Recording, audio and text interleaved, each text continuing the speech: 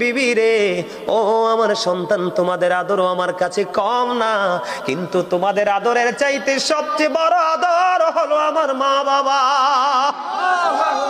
সন্তান বাবা মার জীবন থেকে যদি একটা চলে যায়, আল্লাহ চাইলে 70 বছর, 50 বছর, 60 বছরও আরেকটা আসে, কিন্তু মা বাবা এমন অমূল্য সম্পদ রে, এটা জীবন থেকে একবার হারাই গেলে আর আসে না বন্ধু, আর ফিরে দেখা যায় না রে। কত মুরব্বীর চেহারা দেখা যায়, কিন্তু বাবাকে কারো মাঝে খুঁজে পাওয়া যায় না। আত্মীয় স্বজন কত বৃদ্ধা আমরা দেখতে পাই রে, মায়ের প্রতিচ্ছবি কত জনের মাঝে আমরা খুঁজে পাই, কিন্তু মা তো নাই, চিরদিনের জন্য চলে গেছে অচিন দেশে। বন্ধু, ওই ছেলে কাঠুরিয়াটা ডাক দিয়ে বললেন, বন্ধু, এমনি করে করে প্রতিদিন তিনি দুধ পান করায় মাকে আগে আইসা।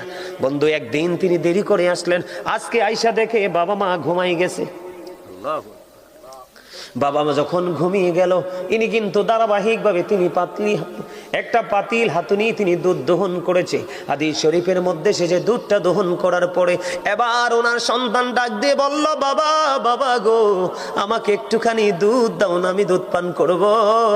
ওই কাঠুরিয়া ডাক দিয়ে বলল, না না, আমার মা ঘুমিয়ে গেছে তো কি হয়েছে রে, আমি যতক্ষণ না পর্যন্ত আমাকে দুধ খাওয়াইতে না পারবো ততক্ষণ আমি কাউকে দুধ দিব না, এবং আমি আমার মায়ের রুমের দরজাটাও আমি ছাড়বো না।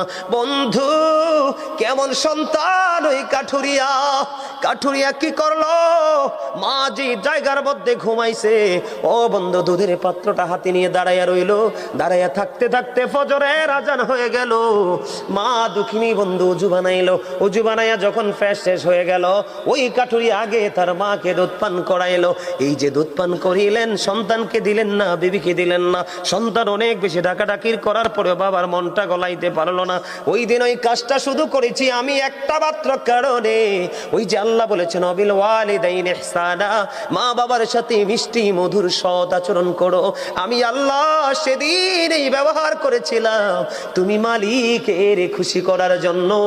ওই দিনের আমল যদি তুমি কবুল করে থাকো, ওই দিনের গোলামি যদি তুমি কবুল করে থাকো, তাহলে আমাকে আজকের এই বিপদ থেকে উদ্ধার করো। বন্ধু, ও বড়রা, ধনীশ্বরের ভাই, আমার বাবা গো, আমার মা বোনদেরকে ডেকে ডেকে বলছে গো, হৃদয়ের জানালাটা খুলে দাও, বাবা মা কেমন একটু বুঝে নাও। এবার কি করলেন বন্ধু, আল্লাহর কুদরতে সন্তান যখন দোয়া করলেন, দোয়া শেষ হইতে দেরি রে, চাইয়া দেখে পাথরটা আল্লাহর কুদরতে একটুখানি সরে গেছে।